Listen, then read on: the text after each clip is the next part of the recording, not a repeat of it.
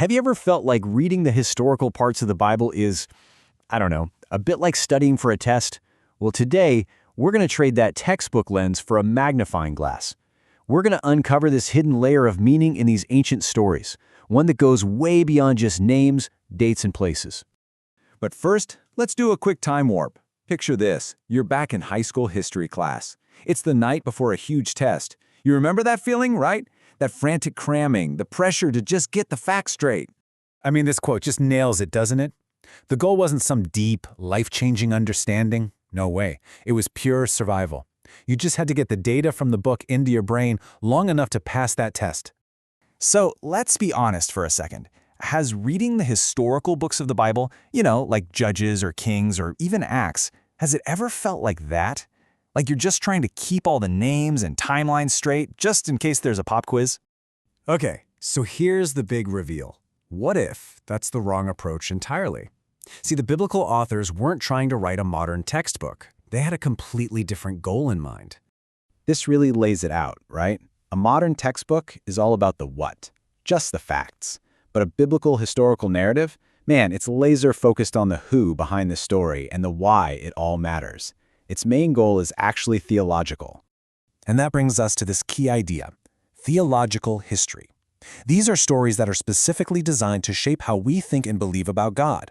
And this is huge. It means every single detail, every name, every location, every seemingly random event, it's all intentional. The author put it there for a reason, to teach us something specific about God.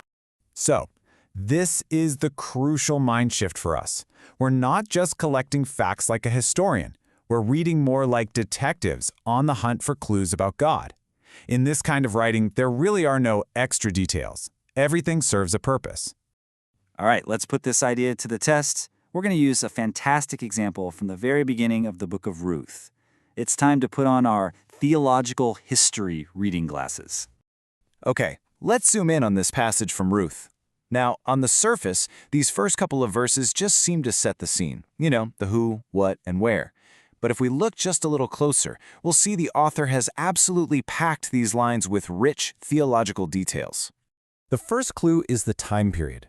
For an ancient Israelite reading this, the phrase, "the days when the judges ruled," was basically code. It screamed chaos, moral decay. It was not a good time. It immediately tells them this story is being told later, looking back from a time when things were more stable. Next up, we meet our main guy, Elimelech, and we learn his motivation.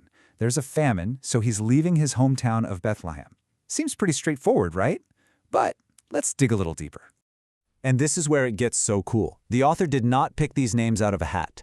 Elimelech's name literally means, "My God is king," and the name of his hometown, Bethlehem, it means house of bread.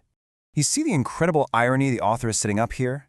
The man whose name literally means God is king is acting as if God isn't in control at all. He's leaving the house of bread because there's no bread. He's basically doubting God's ability to provide for him. And that's the whole point.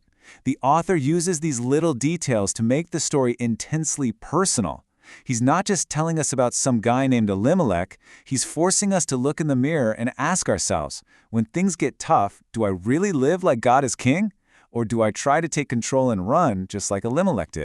So, seeing how this works in just 2 verses of Ruth, it can really change everything. This isn't just about one story, it's a key that can unlock all of the Bible's historical narratives.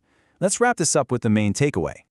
This really is the fundamental shift. We have to change the main question we ask when we sit down to read. We're moving beyond just asking, "So what happened here?" to a much deeper, more profound question. So here it is, your new toolkit for reading biblical history. First, assume that no piece of information is just a fact.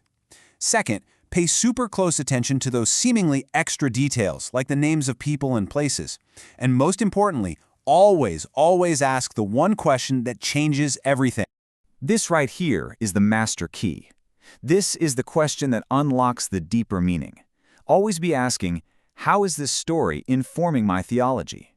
What is this teaching me about who God is and how He works in the world? So, I'll leave you with this challenge.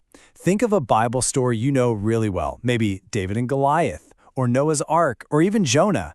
With this new lens, what story will you go back and reread?